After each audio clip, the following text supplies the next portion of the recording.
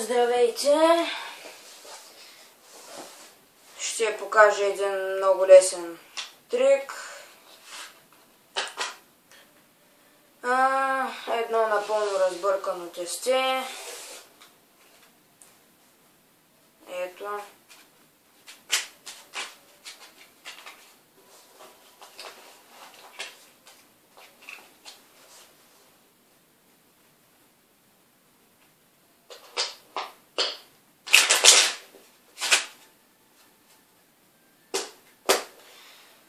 И така, ще изтегля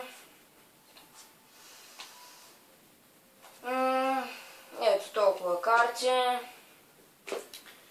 и сега ще накарам някой зрител да цепи колкото се иска.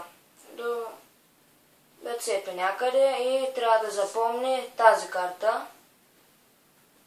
И сега ще отделя това тесте и ще сложа върху самото тесте, нали, останалата част.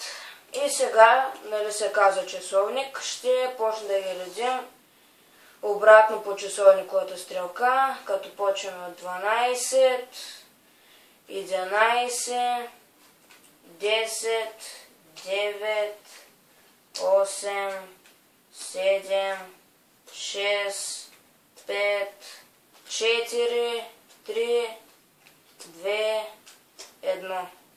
И сега ще вземем останалата част от миналото. И ще преброим, нали, колко карти има. 1, 2, 3, 4, 5, 6, 7. Тук има 7 карти. Почваме да броим. 1, 2, 3, 4, 5, 6, 7. Това е вашата карта. Много лесен трик.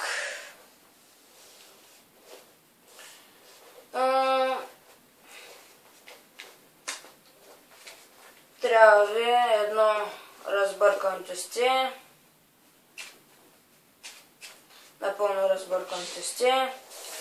И трябва при отделянето на карти някакъв да имаме определен брой карти трябва да изтеглите. И трябва да изтеглите 14 карти. 3, 6, 9, 12, 13. И трябва да ги отделите, нали? Трябва да отделите по-голямата част от тестето отстрани. Взимате тези 13 карти и казвате на някой зрител да цепи. И трябва да запомни 8 с пътя. И слагате, нали, в по-голямата част от тестето така, картите, нали?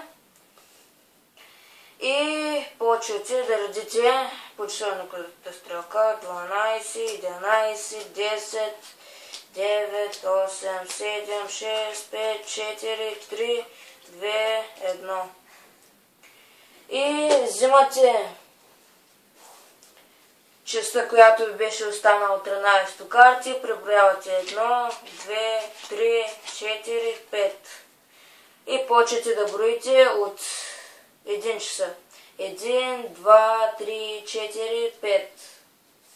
Че това е вашата карта. Много лесен трик. И това е от мен. Довиждане.